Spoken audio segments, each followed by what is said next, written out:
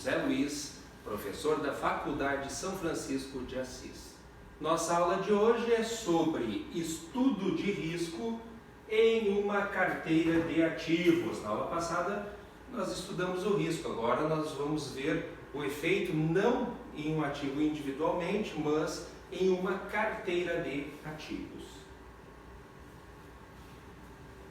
Uma vez então que se obteve as medidas de tendência central, que é a média, de variabilidade, que é a variância e o desvio padrão, e de associação, que é a correlação dos ativos, né? Individualmente, o investidor racional deverá escolher a melhor carteira possível de ativos de tal forma a maximizar o retorno desses ativos e minimizar a variância ou desvio padrão, que é justamente a medida de risco. Dessa forma, deve-se considerar a relação entre o retorno esperado dos ativos individualmente e o retorno esperado de uma carteira de ativos.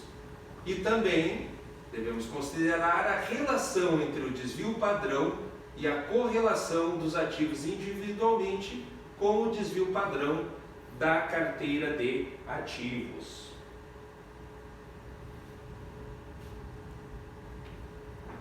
Em relação ao cálculo do retorno esperado, então, de uma carteira, né? Ele vai ser obtido pela média ponderada dos retornos esperados dos ativos. Média ponderada aqui, ó. Aqui o peso do ativo 1 em relação ao retorno do ativo 1. O peso do ativo 2, que só pode ser a diferença para 100. E o retorno desse ativo 2, que compõe a riqueza da carteira. Assim, supondo-se então que metade da riqueza esteja num ativo e no outro, a fórmula fica simples, né? Nós vamos pôr o peso de 50% para o ativo 1 e de 50% para o ativo 2. Observe, 50% para o ativo 1, 50% para o ativo 2. E multiplico pelo retorno do ativo 1, que a gente calculou na aula anterior, 26%, e multiplico a proporção do ativo 2 pelo retorno desse ativo 2. Encontro então o retorno da carteira de 16,5%. Já a variância da carteira vai ser determinada pelas variâncias dos ativos individuais e das covariâncias entre pares de ativo naquela carteira. Então observem aqui, a variância da carteira é o peso do ativo 1 vezes a variância desse ativo 1, mais o peso do ativo 2 vezes a variância do 2, e mais a covariância entre os pares de ativos. Dessa forma, então, nós podemos calcular a variância. Então, nós transferimos 50%, que é o peso do ativo 1, vezes a variância do ativo 1, mais o peso do ativo 2 vezes a variância do ativo 2, e mais a covariância, então, entre os pares de ativo. Encontro o valor da variância. Tiramos a sua raiz e encontramos, então, o desvio padrão da carteira, 11,06%. Dessa forma, nós podemos fazer a seguinte interpretação. O retorno médio da carteira é de 16,5%. Um retorno de 5,4%, isso é, pegamos o valor da média, 16,5%, e tiramos 11,06%, que é o desvio padrão, está um desvio padrão abaixo da média. Pegamos o retorno médio e agora somamos o desvio padrão, chegamos a 27,56%, ou seja, um retorno de 27,56%, está um desvio padrão acima da média. Dessa forma, então, se nós tivermos uma distribuição normal, vai acontecer que o retorno estará entre 5,44% e 27,56%, 68,26% das vezes, né? Vamos falar então da economia decorrente da diversificação. A economia decorrente da diversificação, segundo Damodaran, é uma função do coeficiente de correlação. Então, ceteris paribus, ou seja, tudo mais considerado constante, quanto mais alta a correlação de retornos entre dois ativos, menores serão os benefícios potenciais decorrentes da diversificação. Quanto maior for a correlação, menor os benefícios da diversificação. Quando a correlação chegar no máximo, que é mais 1, não terá benefício algum. E por outro lado, quando a correlação chegar ao mínimo, que é menos 1, será então uma correlação perfeitamente negativa e o benefício será o máximo. Em relação ao efeito da diversificação, ele pode ser analisado através da comparação do desvio padrão da carteira com a média ponderada dos desvios padrões individuais. Então, nós temos aqui o desvio padrão, né, da carteira. Agora nós vamos calcular então a média ponderada então, dos desvios padrões individuais. Nós vamos pegar o peso de cada um, né, dos ativos, que é metade em cada um deles foi investido, pega o desvio padrão do ativo 1 e o desvio padrão do ativo 2 e encontro então a média ponderada dos desvios padrões individuais. Encontramos aqui então 22,37%, né? Melhor assim.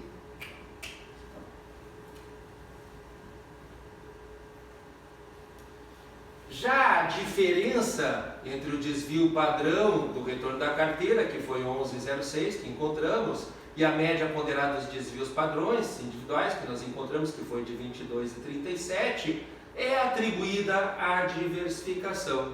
Ou seja, a diversificação impactou numa redução de 11,31%, 22,37 para 11,06, no desvio padrão. Isso ocorreu porque a correlação entre os dois ativos era bastante alta, negativamente falando. Observe, era de menos 0,6082.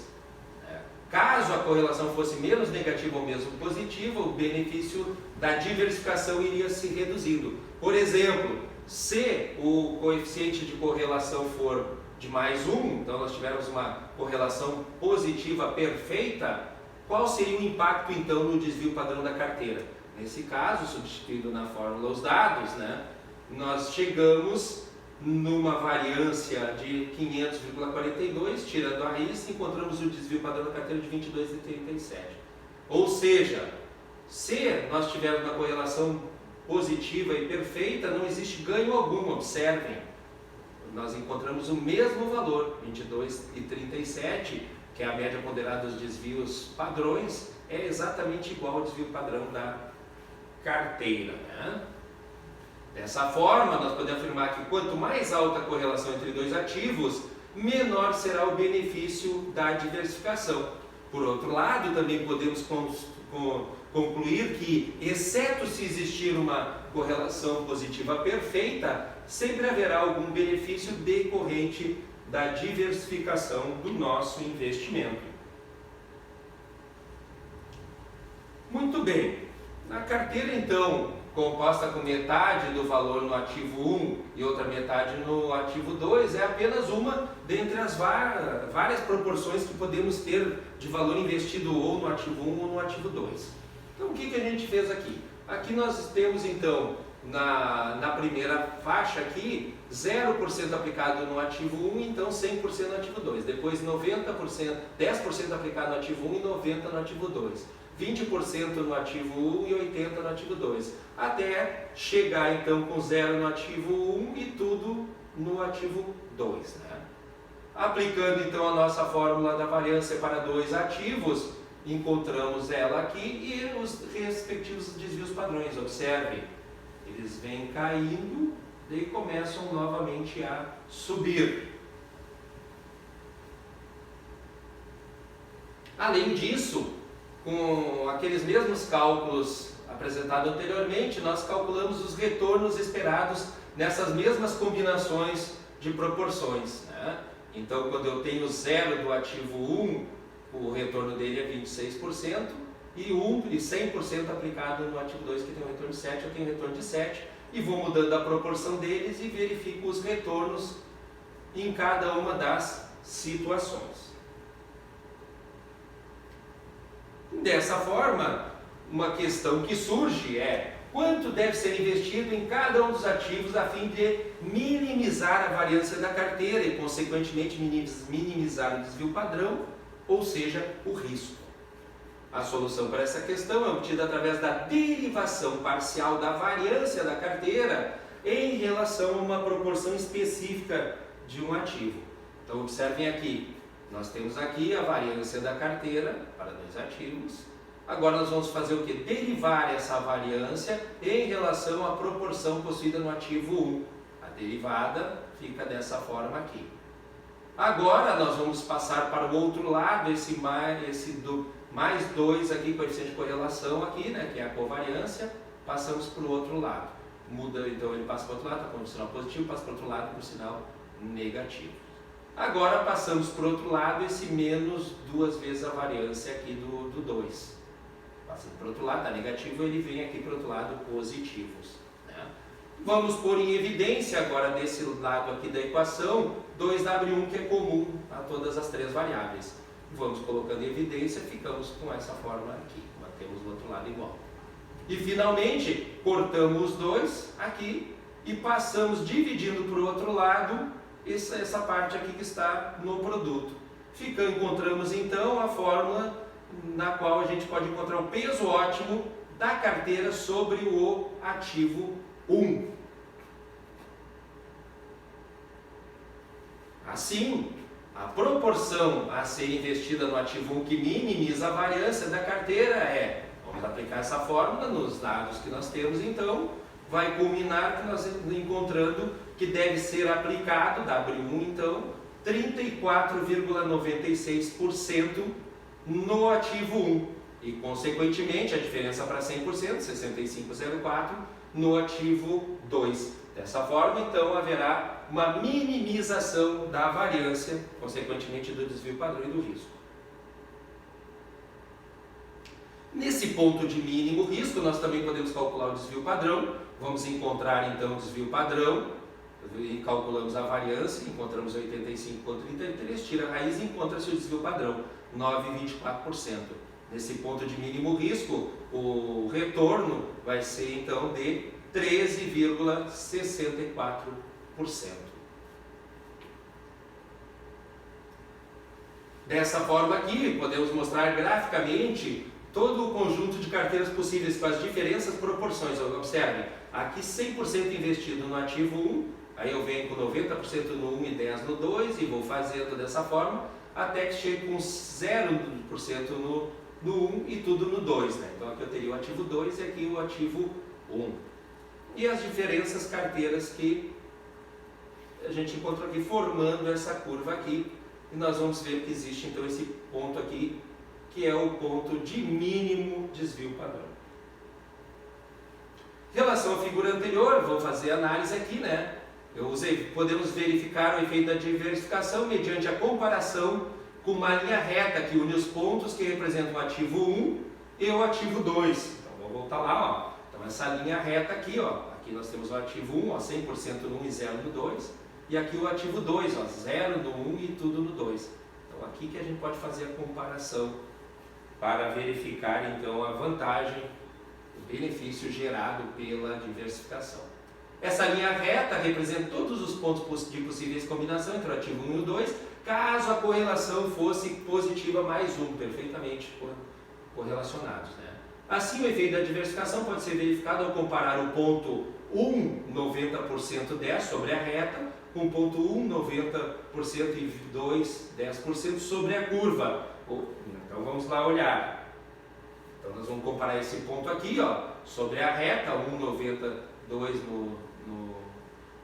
e no ativo 2, 10%, com esse outro ponto aqui, ó, 90% no ativo 1 e no 2. Observem que eles possuem um mesmo retorno. Aqui ó, nós temos o retorno, então eles estão na mesma linha aqui, ó.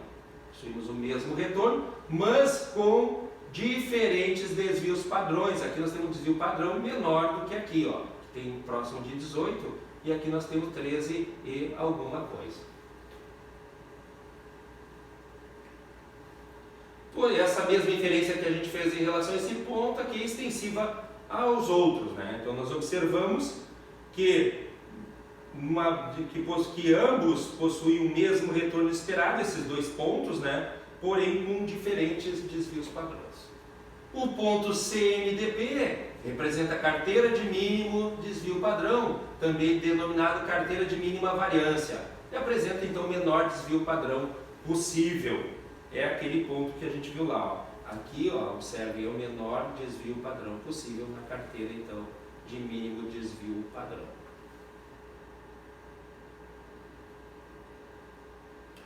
Dessa forma, então, o investidor propenso ao risco poderia escolher uma carteira apresentada pelo ponto 1.10.290, já vamos ver lá. Enquanto que o investidor mais avesso ao risco poderia optar por 1.60, ter 60% aplicado no ativo 1 e 40% no ativo 2. Vamos olhar esses dois pontos lá. Então, observe, o investidor que é propenso ao risco, ele arrisca estar aqui para poder ter um retorno em torno de 24%. Ó. Enquanto que um investidor avesso ao risco, ele fica por aqui, ó, investido por aqui. 60% no ativo 1 e 40% no 2. Ó. Tem um risco menor, o mesmo tendo naturalmente um retorno menor. Além disso, o investidor que desejasse minimizar o risco, naturalmente ele escolheria a carteira de mínima variância ou desvio padrão. É aquele ponto lá do gráfico. E finalmente, nenhum investidor deveria desejar possuir uma carteira inferior à carteira de mínimo desvio padrão, pois ele teria um rendimento menor ao mesmo risco.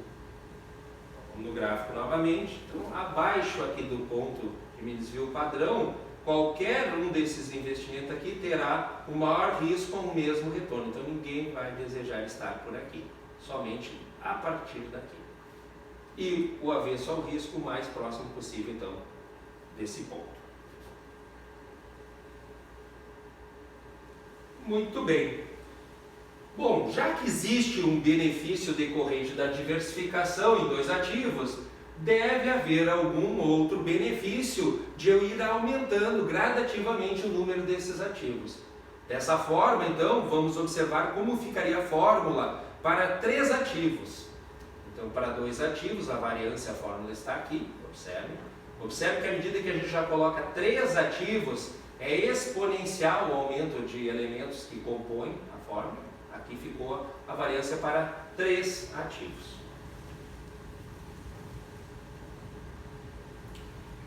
Dessa forma, então, nós podemos fazer uma fórmula simplificada, onde nós podemos ter N ativos, né? Então, transformando, né? Supondo-se, então, a existência de um ativo médio, que possui um desvio padrão médio, né? E uma covariância média, e a covariância média de qualquer par de ativos seja, então, essa medida dessa forma, pode-se atribuir pesos iguais para os ativos. E a variância da carteira pode ser obtida através da seguinte fórmula simplificada. A variância da carteira seria o número de elementos, né, dividido 1 sobre o número de elementos elevado ao quadrado, vezes a variância média, mais N menos 1 dividido por N, vezes aqui a covariância média de qualquer par de ativo dessa carteira aqui. Verifica-se então que esse primeiro termo aqui da equação, ele se refere ao componente específico da empresa, ou o componente diversificado. Já o segundo termo aqui, ele se refere ao risco não específico, ou não diversificado. Então vamos supor agora, vamos transformar num exemplo prático para que a gente possa assimilar melhor o conteúdo. Vamos supor que temos que o ativo médio tem uma variância de 40%, e a covariância média de retorno entre quaisquer pares de ativos seja de 15%. Nesse caso, então, a variância da carteira para diferente número de ativos será a seguinte. Então, aqui está a fórmula da variância simplificada que a gente usou na lâmina anterior. Nós vamos calcular a covariância para 5 elementos, deu um desvio padrão de 20%. A covariância vamos calcular agora para 10 elementos, é 7,5, para 15 elementos, para 50 elementos, para 100 elementos, para 1000 elementos. Observem que, à medida em que eu aumento o número de elementos, vai diminuindo a variância, né? A variância vai diminuindo e se aproximando da covariância média. Isso porque o que vai acontecer é que o primeiro termo da nossa equação, que é o risco diversificável, ele vai tendendo a zero. Então vai sobrando só a variância da carteira, ela vai se aproximando dos 15, ó, que é justamente a nossa covariância média. 15,03 aqui com 1000 ativos. Obrigado a todos e até a nossa próxima aula.